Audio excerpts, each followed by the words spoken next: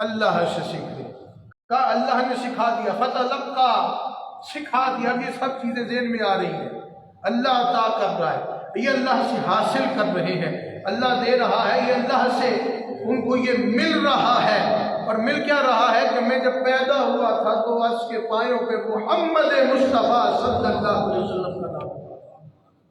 پھر خیال آیا کہ جو نام اتنے قریب سے قریب تر بھی کچھ ہو نہ، اس سے بھی زیادہ قریب رب نے اپنے نام کے ساتھ جوڑا ہے اور مکتوب فرمایا۔ صرف جوڑا نہیں بلکہ اس کو مکتوب فرمایا، سجایا۔ یہ دیکھیے کلمہ شریف لکھا ہوا ہے آپ کے ساتھ، یہ مکتوب لکھا ہوا، سجا لگا ہوا ہے۔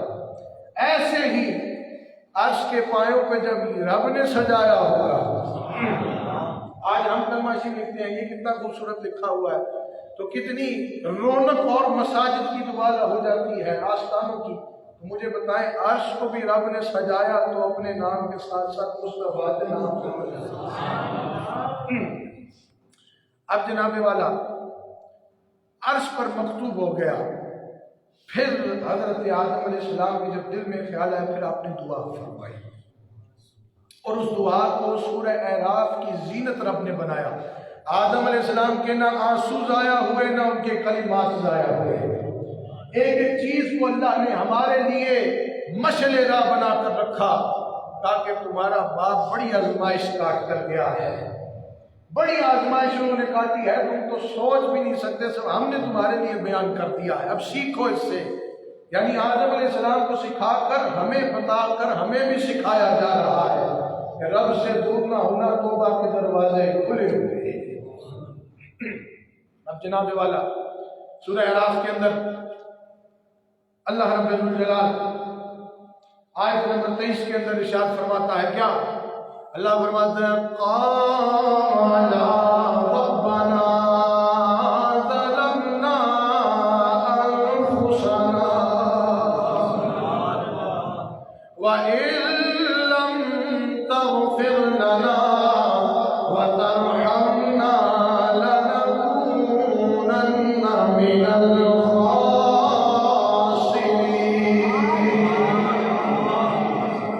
یہ کس نے دعا فرمائی تھی؟ حضرت آدم علیہ السلام۔ اور آج ہم ہر جگہ اس دعا کو اپنی دعا کی زینت بناتے ہیں۔ سورہ اعراف میں جب یہ دعا اللہ تعالیٰ نے ارشاد فرمائی تو کہا کہ دونوں نے عرض کی، دونوں نے، جب وہ 360 برس کا ملے، کون؟ ابا جان اور اماں جان، حضرت آدم علیہ السلام اور مائی صاحب اماں حوا سلام اللہ تعالیٰ، جب دونوں مل گئے، انہوں نے عرض کی، اے ہمارے رب، ہم نے اپنی جانوں پر زیادتی کی ہے، اور اگر تو نے ہم کو نہ بخشا اور ہم پر رحم نہ فرمایا تو ہم یقیناً نقصان اٹھانے والوں میں سے ہو جائیں گے۔ جب یہ الفاظ کر دیا اس کے بعد وسیلہ مصطفیٰ پیش کیا۔ وہ دو روایتیں ہمیں ملتی ہیں، ایک روایت میں آتا ہے اس دعا کے بعد پھر آپ نے عرض کی رب ذوالجلال کی بارگاہ میں، اسألک بحق محمد صلی اللہ علیہ وسلم ان تغفر لی۔ اے اللہ میں تجھ سے محمد صلی اللہ علیہ وسلم کے وسیلے سے سوال کرتا ہوں، میری توبہ قبول فرما، ایک یہ الفاظ ملتے ہیں۔ دوسری روایت میں یوں الفاظ ملتے ہیں کہ آپ نے دعا فرمائی، اللہم انی اسألک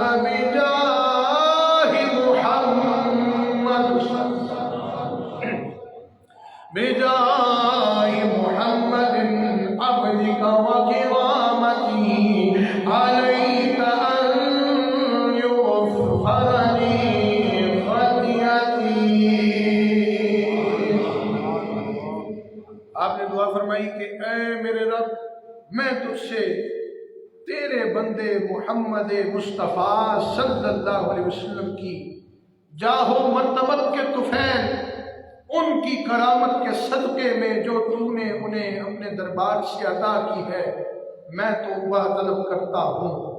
اور جب اللہ نے یہ الفاظ آپ کی زبان پاک سے سنے، پسند فرما لیے، دعا کرنی تھی کہ اللہ نے فرمایا جاؤ میں نے تم دونوں کی توبہ توبہ قبول فرما۔ اب توبہ قبول ہو گئی، چنانچہ ان کلمات سے یہ جو کلمات استغفار ہوئے، یہ جو دعا ہمیں قرآن پاک کی صورت میں بھی ہمیں مل گئی، جو حضور اکرم صلی اللہ علیہ وسلم کے وسیلے سے ادا ہوئے، اللہ تعالیٰ نے حضور کے وسیلے سے آدم علیہ السلام کی توبہ قبول فرما لی اور کلمات بھی خود ان کے ذہن میں ڈال دی۔ اس سے دو باتیں ہمیں سمجھ آئی۔ آدم علیہ السلام تو نبی ہیں، وہ معصوم ہیں، ان سے غلطی کوتاہی نہیں ہوئی، لیکن جو چھوٹی سی بھول کروائی گئی وہ کیوں؟ کیونکہ انسان اپنے آپ کو کبھی مکمل نہ سمجھے، انسان سے بھول چوک ہو جاتی ہے۔ ہم بھی انسان ہیں نا، بچپن سے لے کے پروان جب چڑھتے ہیں ہم سے بڑی بھولیں ہوتی ہیں، ہم سے گناہ بھی ہو جاتے ہیں، ہم سے غلطیاں بھی ہو جاتی ہیں، سب کچھ ہوتا ہے۔ ایک مثال بنا دی کہ اگر تم کوئی بھول کر بیٹھو تو یہ نہ سمجھو تم مکمل ہو، رجوع اللہ کرو۔ میں تمہاری رجوع پر رحمان و رحیم بیٹھا ہوں، نہ تمہیں معاف کر دے گے۔ یہ سکھایا کیونکہ آپ نسل انسانی کے باپ ہیں۔ کون؟ حضرت آدم علیہ السلام۔ اب نسل جب انسانیت آئی تو کہا کہ تمہارے خون میں یہ چیز شامل ہوگی، تم سے بھول بھی ہوگی، تم سے غلطیاں بھی ہو جائے کریں گی، کوتاہیاں بھی ہوں گی، تم مکمل نہیں ہو سکتے۔ کوشش کرو اللہ کے حضور ہمیشہ سر مسجود رہو، گناہوں سے بچو سب، لیکن اگر کہیں کوئی گڑبڑ ہو جائے تو رب سے دور نہیں ہونا بلکہ رجوع اللہ کرنا ہے۔ دوسری بات کیا سمجھائی کہ اگر رجوع اللہ کرو تو میری بارگاہ تک رجوع کرنے کا وسیلہ جو ہے وہ نام محمد صلی اللہ علیہ وسلم، وہ حضور کا نام۔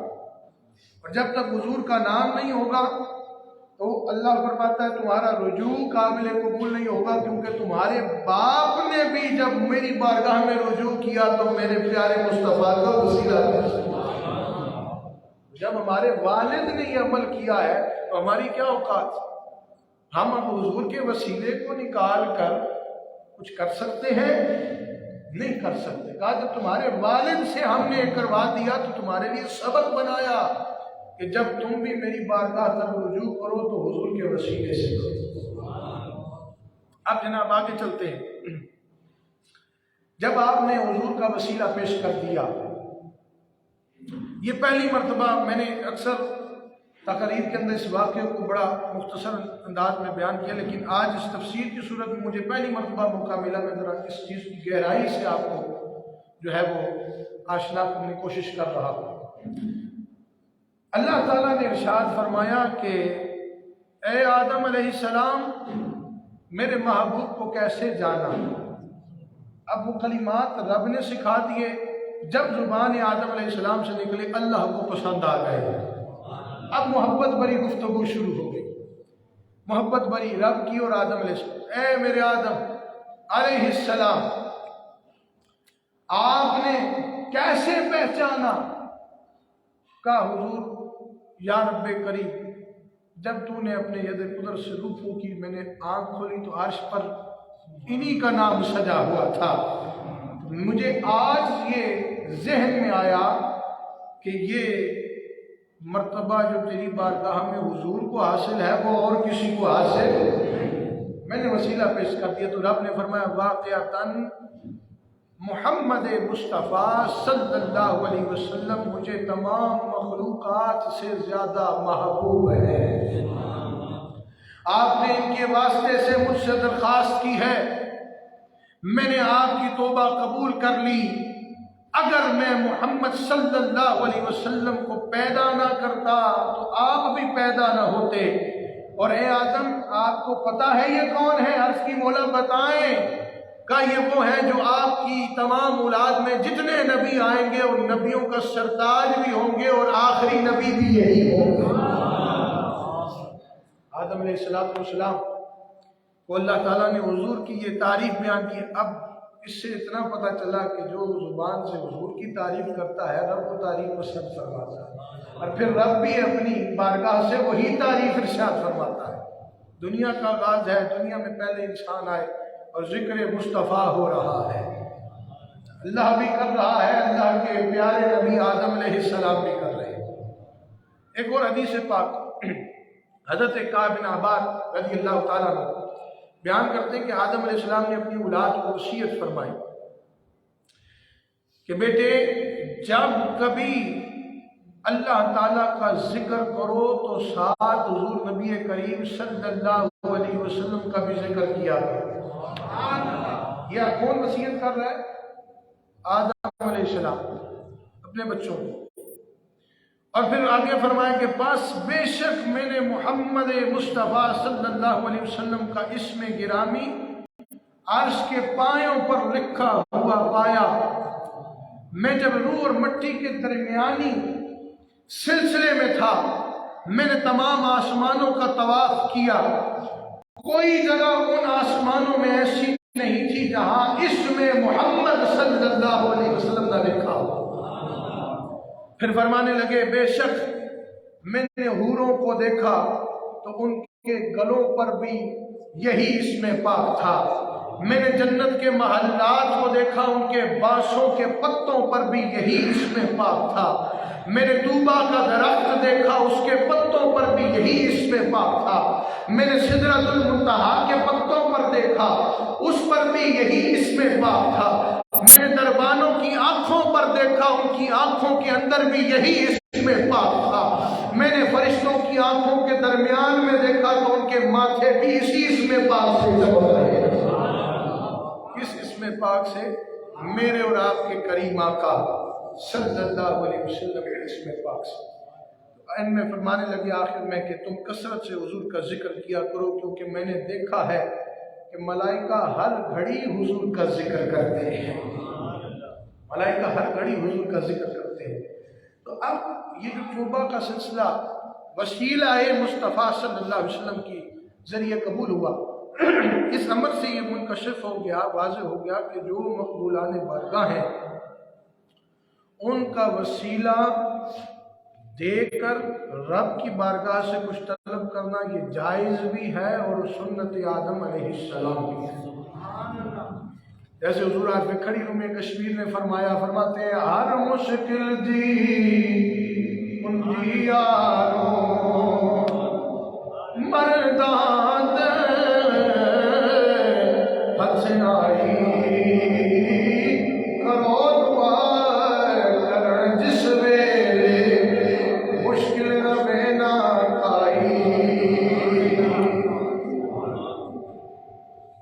کہ جب مقبولان بارگاہ الہی ہو نا اور ان کے وسیلوں سے دعا کی جائے یا وہ ہمارے لیے دعا کر دیں تو پھر اللہ تعالیٰ قبول بھی فرماتا ہے اور توبہ بھی قبول کرتا ہے، اپنی رحمت سے نواز بھی دیتا ہے۔ اور اس بات سے یہ بھی واضح ہو گیا کہ اللہ تعالیٰ پر کسی کا حق واجب نہیں ہوتا، یہ بھی بات سمجھے، اللہ تعالیٰ پر کسی کا حق واجب نہیں ہوتا، وہ اس چیز سے پاک ہے، لیکن وہ جن مقبولوں کو اپنے فضل سے وہ حق دے دے تو پھر کہا ان کی فضیلت حق کو میری بارگاہ میں پیش کرو، میں تمہاری توبہ قبول کروں۔ یعنی جن کو اللہ حق دیتا ہے نا وہ پھر فضیلت پائے، جب وہ فضیلت پاتے ہیں تو جب ان مقبولوں کی آپ وسیلہ پیش کرتے ہیں تو اللہ تعالیٰ قبول فرماتا ہے۔ جیسے سورہ نساء کے اندر حضور کے وسیلے کو صریحتاً رب نے ارشاد فرما دیا، کھل کے ارشاد فرمایا وَلَوْ أَنَّهُمْ إِذْ ظَلَمُوا أَنفُسَهُمْ جَاءُوكَ فَاسْتَغْفَرُوا اللَّهَ وَاسْتَغْفَرَ لَهُمُ الرَّسُولُ لَوَجَدُوا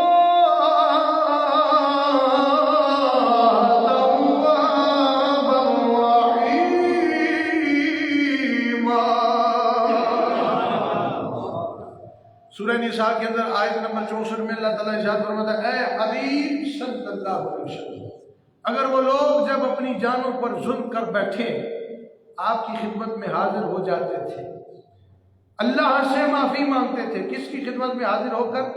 نبی رحمت صلی اللہ علیہ وسلم کی بارگاہ، اور رسول اللہ صلی اللہ علیہ وسلم جب ان کے لیے مغفرت طلب کرتے تو اللہ تعالیٰ ان کے وسیلے اور شفاعت کی بنا پر ان کی توبہ بھی قبول فرما لیتا۔ تو وہ لوگ پھر اللہ کو توبہ قبول فرمانے والا نہایت مہربان پاتے ہیں۔ ان لوگوں کو جو اپنی جانوں پہ ظلم کر کے دربار مصطفیٰ میں حاضر ہو جاتے ہیں، پھر رجوع اللہ کرتے کس کے وسیلے سے؟ حضور کے وسیلے سے۔ تو یہ سنت آدم علیہ السلام ہو۔ اچھا، اب آدم علیہ السلام کی توبہ قبول ہو گئی، کس کے وسیلے سے؟ حضور کے وسیلے سے۔ جب توبہ قبول ہوئی تو وہ دن 10ویں محرم کا تھا، اور جب آپ جنت سے تشریف نیچے لائے نا تو تمام نعمتوں کے ساتھ ساتھ آپ سے عربی زبان بھی سلب کر لی گئی، یعنی آپ سے لے لی گئی، نعمتیں بھی لے لی گئیں اور عربی زبان بھی سلب کر لی گئی، اور عربی کی بجائے آپ کو سریانی زبان جو ہے وہ عطا کی گئی۔ لیکن جب حضور کے وسیلے سے توبہ قبول ہوئی تو دوبارہ عربی زبان بھی عطا ہو گئی، یعنی عربی زبان بھی بڑی اہمیت رکھتی ہے۔ اسی لیے تو رب نے عظیم المرتبت کتاب کو عربی میں نازل فرمایا اور میرے مصطفیٰ کو بھی عربی زبان عطا فرمایا۔ ہر چیز میں فضیلت ہے۔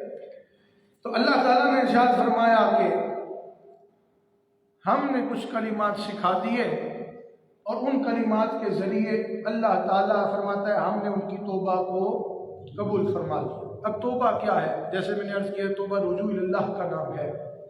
اب اس کی تھوڑی سی گہرائی کو سمجھے، میں شارٹ سا جملہ آپ کی سماعتوں کی نظر کر رہا ہوں، ہم گفتگو کو اختتام کی طرف لے جا رہے ہیں۔ توبہ کسے کہتے ہیں؟ گناہ آپ سے دو طرح کے ہوتے ہیں، کوتاہیاں دو طرح سے ہوتی ہیں، ایک حقوق اللہ میں اور ایک حقوق العباد میں۔ حقوق اللہ سے اگر روگردانی کریں گے نا، یعنی اللہ کے جو حقوق ہیں ان کو چھوڑیں گے یا ان سے روگردانی کریں گے، لیکن جب نادم ہو جائے، شرمندگی ہو جائے، تو اس کی رجوع کا طریقہ یہ ہے کہ اللہ سے معافی مانگے۔ اللہ معاف فرمانے والا بڑا مہربان ہے۔ لیکن اگر حقوق العباد میں آپ سے روگردانی ہو جائے تو معافی کے ساتھ ساتھ تلافی بھی ضروری ہے۔ اور معافی اور تلافی میں فرق کیا ہے سنیں۔ مثال کے طور پہ حقوق العباد میں کیا آتا ہے؟ ہم سب ایک دوسرے کے ساتھ جو پیش آتے ہیں حقوق العباد ہے۔ اب کسی بندے نے کسی سے قرض لے لیا اور قرض لے کر کھا گیا، اور اس بندے کو پیسے نہیں دے رہا اور اللہ سے معافی مانگ رہا ہے کہ مولا مجھے اس قرض کی حوالے سے مجھے معاف فرما دے، تو اس کی توبہ کبھی قبول نہیں۔ معافی کے ساتھ ساتھ رب سے توبہ بھی کرے لیکن تلافی بھی کرے، جس کا قرض پیسہ کھایا اس کو واپس کرے گا تب توبہ قبول ہوگی۔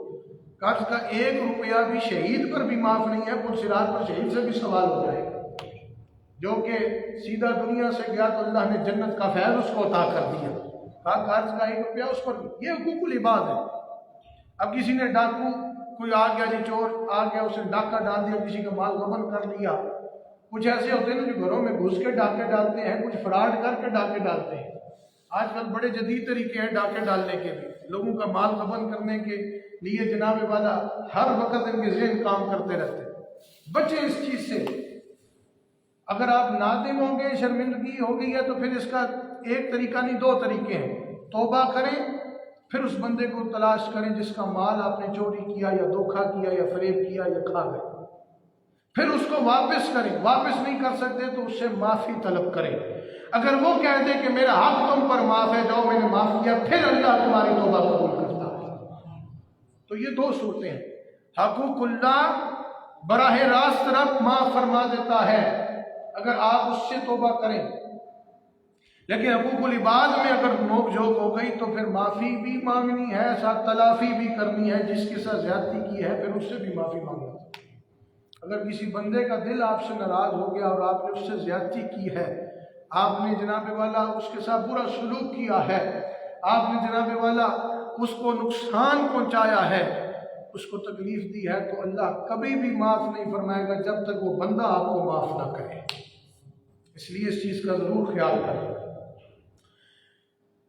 اب جناب والا اللہ تعالیٰ نے جب آدم علیہ السلام کی توبہ قبول فرما لی، سورہ طٰہٰ کے اندر آیت نمبر 115 میں اللہ تعالیٰ نے پھر آدم علیہ السلام کی شان میں ایک آیت کو نازل فرمایا۔ وہ آیت کیا ہے؟ سماعت فرمائیں۔ اللہ تعالیٰ نے فرماتا ہے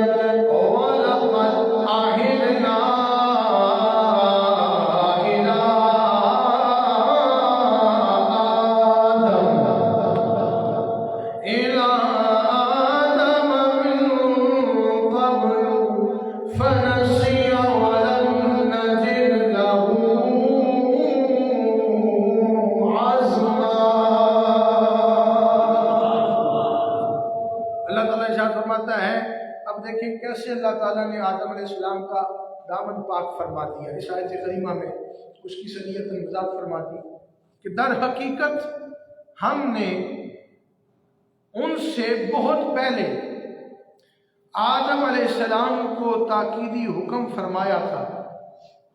یعنی وہ حکم کیا تھا کہ شجر ممنوعہ کا دانہ نہیں کھانا، بہت پہلے ہم نے۔ اب اللہ تعالیٰ کیسے اس دامن کو پاک کر رہا ہے اور نبی کی شان کا اظہار ہو رہا ہے۔ اب بہت پہلے ہم نے ان کو تاکیدی حکم فرمایا تھا، سو وہ بھول گئے۔ رب نے یہ الفاظ ارشاد فرمایا قرآن پاک میں، سو وہ بھول گئے، لیکن اس کا مطلب یہ نہیں ہم نے ان میں بالکل نافرمانی کا کوئی ارادہ نہیں پایا، کوئی ارادہ نہیں پایا، اور یہ محض ان کی ایک بھول تھی، ہم نے ان کو معاف کر دیا۔ یعنی کہا کہ انہوں نے نافرمانی نہیں کی، وہ جھوٹی قسم جو شیطان نے اٹھائی، اللہ کی قسم، وہ ہمارے نام کی محبت میں دانہ کھا بیٹھے، بس ان سے بھول ہو گئی۔ اور اس آیت کریمہ کو اس لیے اللہ نے نازل فرمایا کہ کوئی کل اٹھ کر آدم علیہ السلام کے بارے میں کوئی نازیبہ الفاظ نہ بولے، یہ برداشت نہیں ہوگا۔ کہا ان سے بھول ہو گئی، اللہ تعالیٰ نے اس آیت کو نازل فرما کر سب کی زبان بند کر دی اور خبردار کر دیا کہ اسے معصیت نہ کہنا، ان کی غلطی نہ کہنا، ان سے کوئی گناہ نہیں ہوا۔ اگر ایسا تم نے خیال کیا تو تمہارا اپنا ایمان کا شیشہ خطرے سے چور و چور ہو جائے گا، تمہارا ایمان ضائع ہو جائے گا۔ بس وہ ہم نے بہت پہلے ان کو کہا تھا، وہ بھول گئے، لیکن ہم نے ان میں نافرمانی کا کوئی ارادہ نہیں پایا۔ اب جناب والا حضور اکرم صلی اللہ تعالیٰ علیہ وسلم نے ارشاد فرمایا کہ تمام بنی آدم، اسی وجہ سے جو ہم کچھ باتیں بھول جاتے ہیں، کوئی نوک جھوک ہو جاتی ہے نا، تو کہا کہ تمام جتنے بھی انسان ہیں وہ خطا کار ہیں، لیکن ان خطا کاروں میں بہتر وہ ہے جو اللہ کے حضور بار بار توبہ کرتا ہے۔ ان خطا کاروں میں بہتر وہ ہے جو اللہ کے حضور بار بار توبہ کرتا ہے۔ پھر حضرت عبداللہ ابن مسعود رضی اللہ تعالیٰ عنہ نے ارشاد فرمایا کہ رسول اکرم صلی اللہ تعالیٰ وسلم ارشاد فرماتے ہیں، گناہ سے توبہ کرنے والا ایسا ہے جیسے اس نے کبھی کوئی گناہ کیا ہی نہ ہو، بس توبہ کی عادت دل میں پیدا کرے۔ آج اس موضوع سے ہمیں جو سبق ملا وہ کیا کہ ہمارے ابا جان حضور ہمیں یہ سکھا رہے ہیں، اس واقعے کی صورت میں ہمیں یہ پتہ چل رہا ہے کہ رجوع اللہ کرو اور بار بار توبہ کرو۔ اللہ بڑا مہربان، نہایت رحم فرمانے والا، وہ توبہ قبول فرمانے والا۔ پھر نبی کریم صلی اللہ تعالیٰ علیہ وسلم نے ارشاد فرمایا کہ بے شک اللہ تعالیٰ توبہ کرنے والے اور آزمائش میں مبتلا بندے کو بڑا پسند فرماتا ہے۔ یعنی دو بندوں کا ذکر حضور نے فرمایا، ایک جو بہت توبہ کرتا ہے، دوسرا جو بندہ مومن آزمائش میں مبتلا ہوتا ہے نا، تو وہ اتنا سمجھ لے کہ اللہ اس سے راضی ہے اور اللہ اس کو پسند فرما رہا ہے۔ تو جب کوئی آزمائش آئے اسے بھاگا نہ کرے، اللہ کا شکر ادا کیا کرے، اس قابل سمجھائے، اور پھر آزمائش سے سرخرو ہونے کی کوشش کرے، کس ذریعے سے؟ رجوع اللہ کر کے، وسیلہ مصطفیٰ کے ذریعے سے۔ اور پھر ہر مسلمان پر ہر حال میں ہر گناہ سے فوراً توبہ کرنا بھی واجب ہے۔ یعنی گناہ کی معرفت ہونا، یعنی گناہ کی سمجھ آ گئی کہ مجھ سے گناہ ہو گیا۔ اب کئی لوگ ایسے ہیں نا کہ گناہ کر کے بھی وہ یہ نہیں سمجھتے کہ ہم گناہ کر رہے ہیں۔ یہ بھی بڑی اللہ کی نعمت ہے کہ گناہ کرنے کے بعد ہمیں سمجھ آ جائے کہ ہم سے گناہ ہو گیا۔ شکر کرو کہ اللہ تعالیٰ نے اتنا وسعت عطا کر دی، اتنی سوچ دے دی۔ کئی لوگ گناہ کرتے رہتے ہیں، ان کو پتہ بھی نہیں چلتا۔ تو گناہ کی معرفت جب ہو جائے تو حضور نے فرمایا ندامت اختیار کر لو، پھر عہد کرو کہ آئندہ نہیں کروں گا، پھر اپنے گناہوں پر شرمندہ ہو کر افسوس کر کے رجوع اللہ کرو، یقیناً اللہ تمہیں معاف فرما دے گا۔ پہلے گناہ کی معرفت ہونا ضروری ہے۔ حضور عارف کھڑی روم کشمیر نے بھی اس پہ شعر لکھا توبہ پہ، آپ فرماتے ہیں کنی واری میں توبہ پر میں ہاں بے اعتبارا پھر تیرے در میں توبہ کی تھی بخشی بخشن ہارا۔ ہمیں سبق دیا کہ توبہ کرتے ہو پھر گناہ ہو جاتے ہیں توبہ، لیکن کبھی توبہ کرنا نہ چھوڑنا۔ معرفت کو سمجھو، گناہ ہو گیا بس معرفت کو سمجھ لو، اب ایک ہی رستہ ہے، کیا کرو؟ توبہ کرو۔ تو یہ آیت نمبر 37 کے اندر جو اللہ تعالیٰ نے سارا پیغام دیا، یہ ایک طویل گفتگو تھی جو آپ کی سماعتوں کی نظر کی ہے۔ اب ہم آیت نمبر 38 اور پھر آیت نمبر 39 کی طرف آتے ہیں جہاں پہ ہمارا رکوع مکمل ہو رہا ہے۔ یہ بڑی مختصر گفتگو ہے۔ اللہ تعالیٰ ارشاد فرماتا ہے قُلْ اهْبِطُوا مِنْهَا جَمِيعًا فَإِمَّا يَأْتِيَنَّكُم مِّنِّي هُدًى فَمَن تَبِعَ هُدَايَ فَلَا خَوْفٌ عَلَيْهِمْ وَلَا هُمْ يَحْزَنُونَ۔ اللہ تعالیٰ نے آیت نمبر 38 میں ارشاد فرمایا، سورہ بقرہ شریف میں چوتھے رکوع کے اختتام پر ہم نے فرمایا تم سب جنت سے اتر جاؤ، یعنی آدم علیہ السلام اس کو حکم ہو گیا۔ یہ پچھلے قصے کو اللہ تعالیٰ آخر میں دوبارہ سمرائز کر کے ہمیں ارشاد فرما رہا ہے کہ ہم نے پھر کہہ دیا ان کو کہ تم سب جنت سے اتر جاؤ۔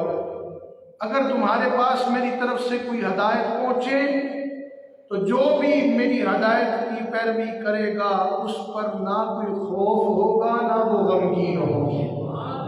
سبق دے دیا کہ اب آدم علیہ السلام اب آپ کو ایک مدت وقت تک دنیا میں ہی رہنا ہے، ہم ایک ہدایت کی شریعت آپ کو دے دیں گے۔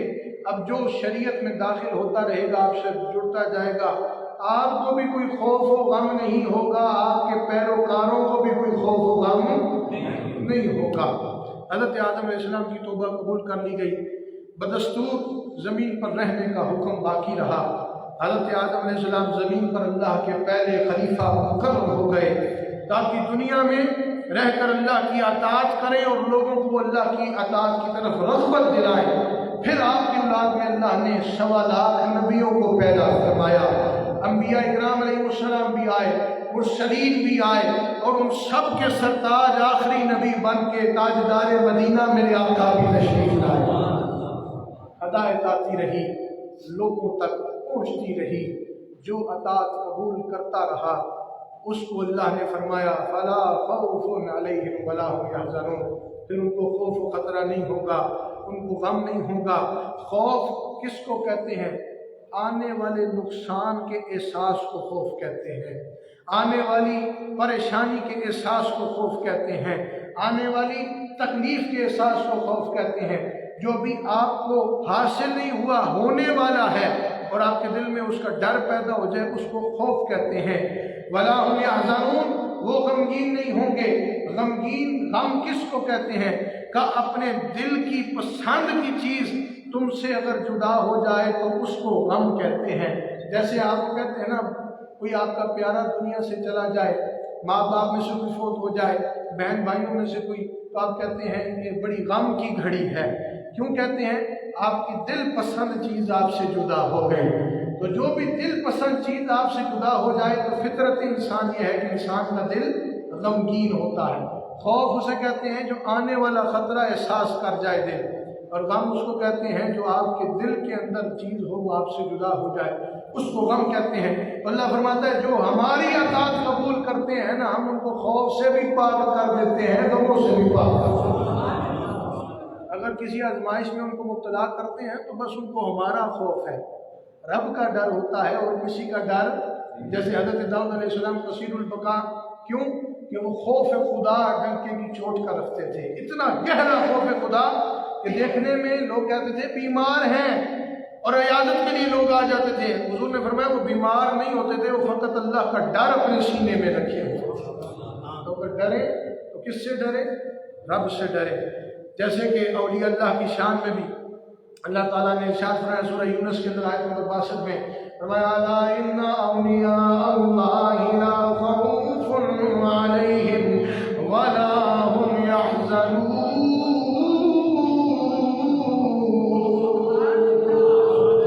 اولیاء کی شان میں بھی رب نے کیا فرمایا؟ میرے دوست بن گئے ہیں، اب ان پر کوئی زبان درازی نہ کرنا، خبردار ہو جاؤ، کیونکہ ان کو کوئی خوف کوئی غم کیونکہ میرے دوست بن گئے۔ تو رب کا دوست رب کی اطاعت کرنے سے بنتا ہے، رب سے دور ہونے سے نہیں بنتا۔ تو پھر بالآخر اللہ تعالیٰ فرماتا ہے کہ ہم نے ان کو فرمایا کہ جنت سے اتر جاؤ، اب ہماری طرف سے تمہارے پاس ایک ہدایت آئے گی، یعنی پوری شریعت دے گی، خود بھی اس پر ثابت قدم رہو اور اپنے آنے والی اولاد کو بھی اللہ کی اس ہدایت کی طرف رغبت دلا لو۔ اللہ بھی تم سے راضی ہے، اللہ کا رسول بھی تم سے راضی ہو، اور آج بھی ہمیں اسی ہدایت کا فیض مل رہا ہے۔ تو یہ مومنین اور صالحین کے لیے اللہ نے بشارت دے دی کہ جو اللہ کی ہدایت پر عمل کرے گا اس کو نزع اکبر کے وقت بھی خوف نہیں ہوگا، آخرت کا بھی غم نہیں ہوگا۔ کیوں؟ کیونکہ اللہ تعالیٰ ان کو خوش کر کے بے غم کر کے جنت میں داخل فرما دے گا۔ کن کو؟ جنہوں نے اگر کوئی گناہ کیا بھی تھا تو توبہ کی، اگر کوئی روگردانی ہو گئی تو رجوع اللہ کیا اور وسیلہ مصطفیٰ اپنایا، تو اللہ نے فرمایا پھر بے غم جنت میں داخل کریں گے، کیونکہ ہم توبہ کو قبول فرمانے والے بڑے مہربان ہیں۔ اللہ فرمایا بڑا مہربان ہے، لیکن اس کی اپوزیشن کیا ہے؟